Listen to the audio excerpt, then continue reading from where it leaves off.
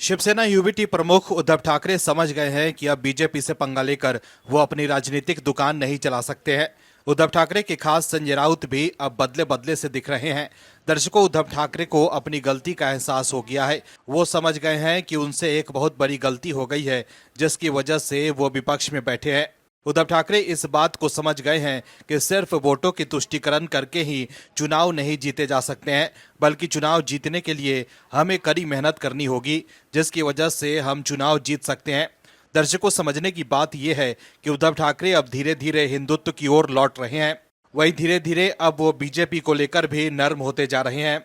ये सब बातें बता रही है कि कहीं ना कहीं उद्धव ठाकरे को समझ आ चुका है कि अब लौट जाने में ही भलाई है। गैरों के साथ रहकर उनका कोई भला नहीं हो सकता है। कैसे बीजेपी के आगे उद्धव ने कर दिया है सरेंडर, बताते हैं आपको इस रिपोर्ट में।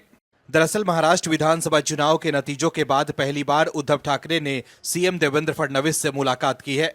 ठाकरे ने सीएम फडणवीस से भेंट कर उन्हें शुभकामनाएं दी। दरअसल शीतकालीन सत्र के बीच उद्धव ठाकरे विधानमंडल पहुंचे, जहां उन्होंने सीएम देवेंद्र फडणवीस से मुलाकात की। इस मुलाकात के बाद सूबे में सियासी पारा हाई है, वहीं इसके कई सियासी मायने भी निकाले जा रहे हैं।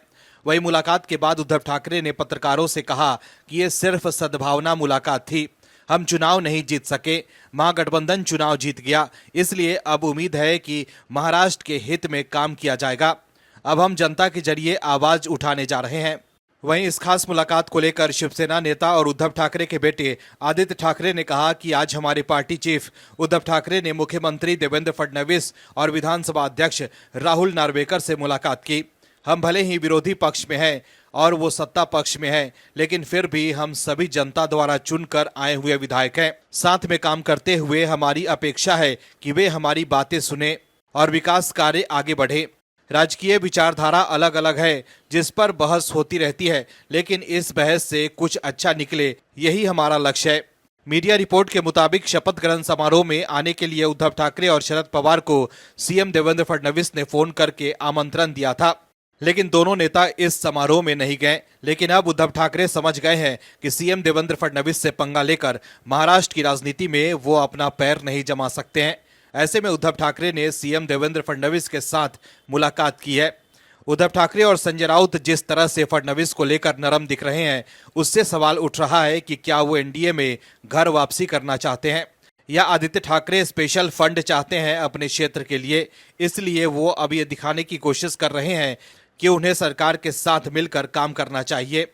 वहीं बीजेपी उद्धव सेना को अपने साथ लेगी, इसकी उम्मीद कम ही है। ऐसे में अब उद्धव ठाकरे बैकफुट पर दिख रहे हैं। वहीं दूसरी तरफ संजय राउत की भी भाषा बदल गई है। दरअसल फडणवीस कैबिनेट में जगह नहीं मिलने से एनसीपी के वरिष्ठ नेता छगन भुजबल ने सार्वजनिक रूप से अपनी नाराजगी व्यक्त की है। इसको लेकर संजय राउत ने कहा है कि नई मंत्रिपरिषद में शामिल न किए जाने को लेकर महायुति के कुछ नेताओं में असंतोष का असर देवेंद्र फडणवीस के नेतृत्व वाली सरकार पर नहीं पड़ेगा। अब संजय राउत भी ये जानते हैं कि फडणवीस सरकार मजबूती के साथ सत्ता में आई है। ऐसे में अब वो कुछ नहीं कर सकते हैं। यही वजह है कि उद्धव ठाकरे ने फडणवीस से मुलाकात की है। वहीं फडणवीस से मुलाकात के बाद उद्धव ठाकरे ने राहुल गांधी को नसीहत दी है कि उन्हें वीर सावरकर को लेकर रोना बंद कर देना चाहिए। वहीं सीएम फडणवीस से उद्धव ठाकरे की मुलाकात के बाद राज्य विधानसभा के स्पीकर राहुल नार्वेकर ने कहा है कि ये एक शिष्टाचार मुलाकात थी। जब मेहमान आते हैं तो आप उनका स्वागत करते हैं। नार्वेकर ने कहा कि उद्धव ठाकरे शिवसेना यूबीटी समूह के नेता हैं और स्वाभाविक है जब मेहमान आते हैं तो हम मेहमान नवाजी ही करते हैं। इसमें बुरी क्या बात है, ये तो अच्छी बात है। वहीं राहुल नार्वेकर ने आगे कहा कि मुझे महाराष्ट्र विधानसभा के विपक्ष के नेता के संबंध में कोई प्रस्ताव नहीं मिला है। तो देखा आपने कैसे अब उद्धव ठाकरे बैकफुट पर दिख रहे हैं और बीजेपी के साथ नजदीकियां बढ़ाने की कोशिश कर रहे हैं। Bureau report OMH news.